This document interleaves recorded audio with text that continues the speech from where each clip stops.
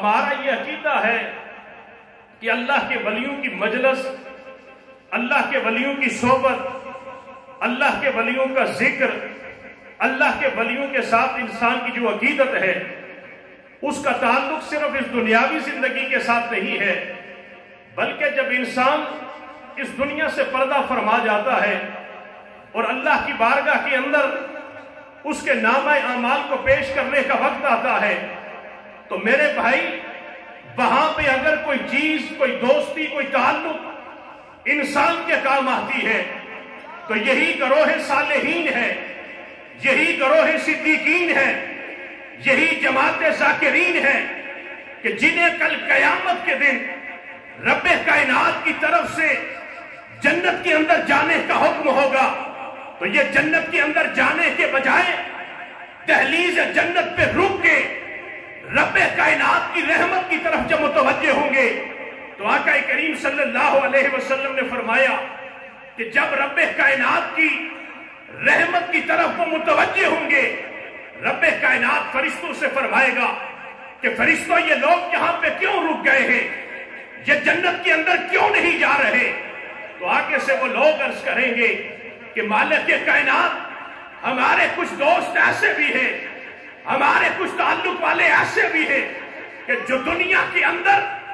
یصومون معنا، یصلون معنا، یحجون معنا، یذکرون معنا، دنیا کے اندر جب ہم نمازیں پڑھا کرتے تھے یہ نمازوں کے اندر ہمارے ساتھ شریک ہوا کرتے تھے، دنیا کے اندر جب ہم روزے رکھا کرتے تھے یہ روزوں کے اندر ہمارے ساتھ شریک ہوا کرتے تھے، دنیا کے اندر جب ہم اللہ کا ذکر کیا کرتے تھے یہ اس ذکر کے اندر بھی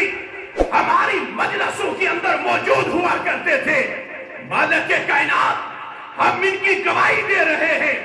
کہ آج ان ذکر کی محافلوں کی برکت کی وجہ سے، ان نمازوں کی برکت کی وجہ سے،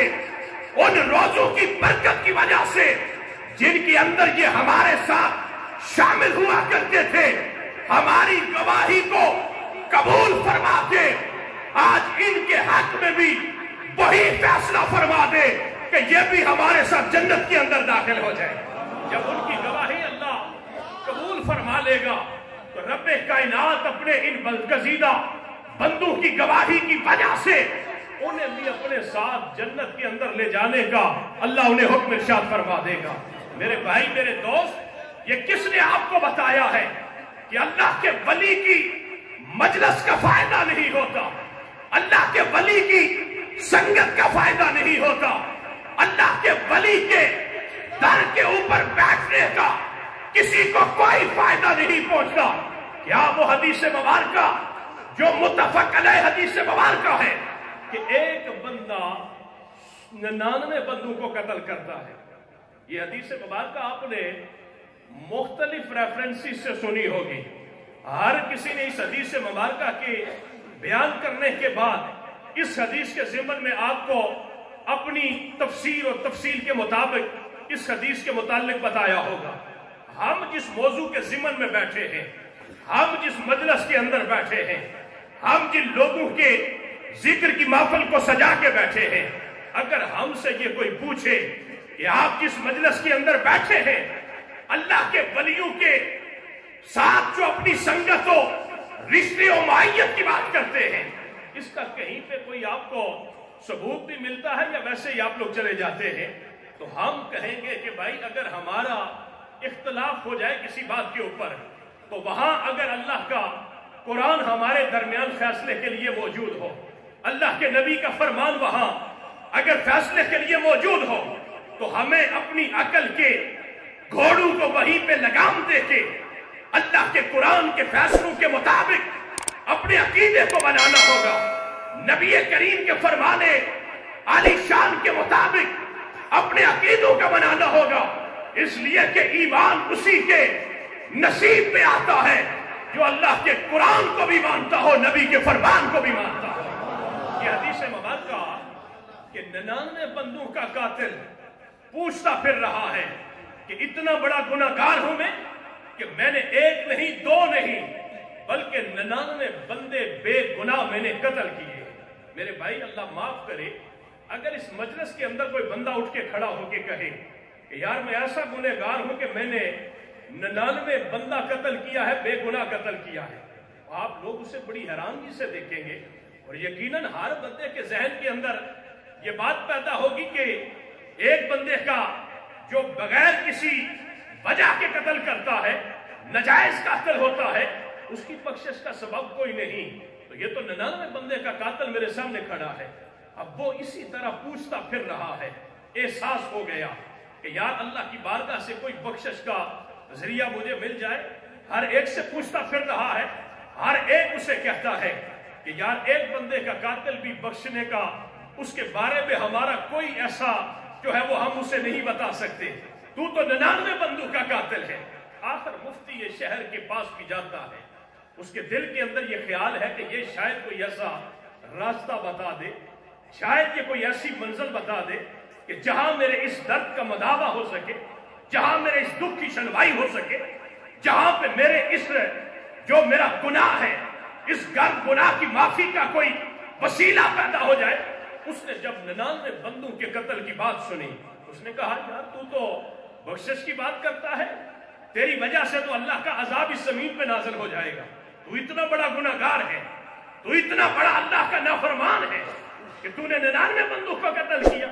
اب وہ سوچتا ہے کہ یار 99 بتا کے دیکھ نا، میں بھی بتاتا ہوں 99، تو شاید میں سوچتا ہوں یار پتہ نہیں لوگوں کو سمجھ آئی کون سا 99 سمجھ رہے ہیں۔ اس نے کہا یار میں بھی بتا کے تھک چکا ہوں، اب معافی تو ویسے ہی نہیں ہونی، اندر تو 100 کا پورا کر لوں۔ اس کو بھی اس نے قتل کر دیا۔ جب اسے قتل کیا تو پھر انسان گناہ کر کے لازماً اس کی فطرت اسے کوستی ہے، نیکی کر کے انسان کی فطرت خوشی محسوس کرتی ہے۔ پھر اس کے دل میں آیا پہلے تو عام بندے قتل کیے تھے، آج تو ایک بہت بڑے عالم کو بھی قتل کر دیا ہے، اب تو وہ 99 بندوں کا گناہ ایک طرف، اس ایک کا گناہ ایک طرف ہے۔ پھر دل کے اندر خیال آیا کہ یار کسی سے پوچھو تو صحیح، چل رہا تھا، وہ کسی نے کہا تھا نا کہ تو نہ مٹ جائے گا ایران کے مٹ جانے سے، نشہ میں کو غرض نہیں پیمانے سے، اور ہے آیا یورش تاتار کے افسانے سے، پاسباں مل گئے کعبے کو صنم کھانے سے۔ بعض اوقات مفتی یہ شہر وہ مسئلہ حل نہیں کر سکتا جو اللہ کے فقیروں کے در پہ بیٹھنے والا ایک عام بندہ کر دیتا ہے۔ بعض اوقات بہت بڑا عالم بھی اس مسئلے کی گتھی کو سلجھا نہیں سکتا، جس معاملے کو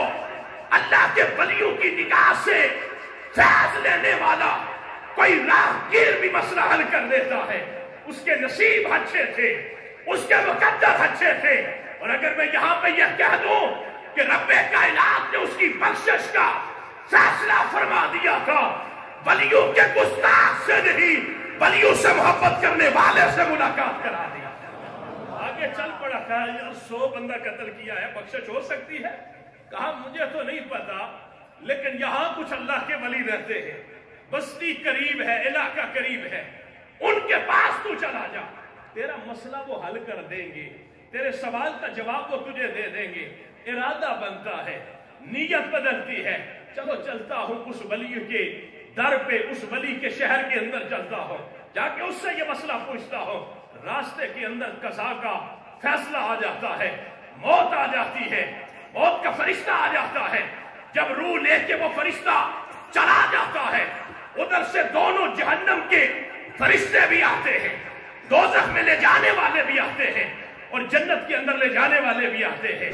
اختلاف ہو جاتا ہے، جہنم میں لے جانے والے دلیل کیا دیتے ہیں؟ وہ کہتے ہیں 100 بندے کا قاتل ہے، ناحق بے گناہ 100 بندے کو قتل کیا ہے، تم اسے جنت میں کیسے لے کے جا سکتے ہو؟ لیکن جنت میں لے جانے والے دلیل کیا دیتے ہیں؟ کہتے ہیں یار اس میں کوئی شک نہیں کہ اس نے 100 بندوں کا قتل کیا ہے،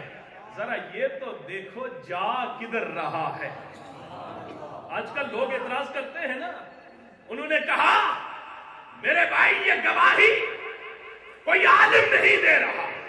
کوئی قاضی نہیں دے رہا، کوئی مفتی نہیں دے رہا، یہ گواہی اللہ کے نورانی فرشتے دے رہے ہیں کہ فرشتوں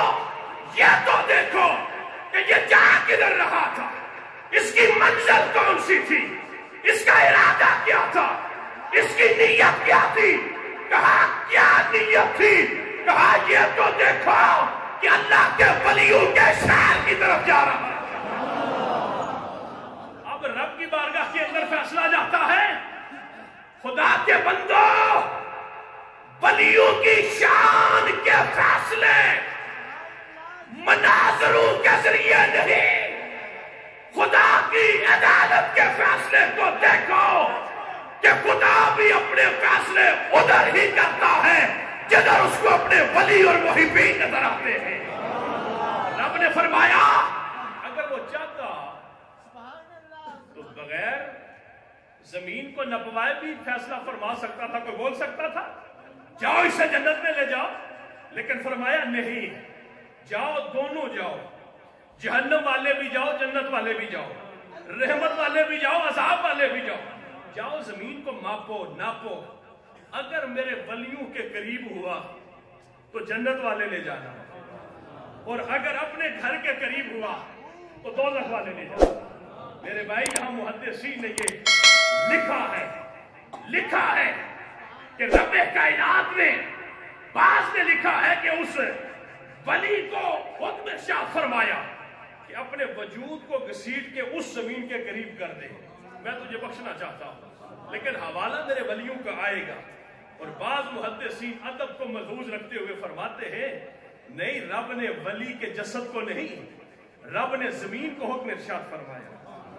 میری طرف چل پڑا تھا، میرے بندوں کی طرف چل پڑا تھا. آج لوگ کہتے ہیں یہ ولی کوئی خدا کے بیٹے ہیں، یہ ولی کوئی خدا کے رشتہ دار ہیں. ہم کہتے ہیں کون کہتا ہے کہ یہ خدا کے رشتہ دار ہیں؟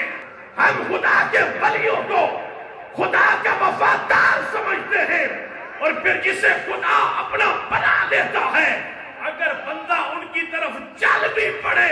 تو رب اسے بھی بے فیض نہیں رکھتا. چاہے جائے کہ بندہ ان کی مجلس میں آ کے بیٹھ جائے،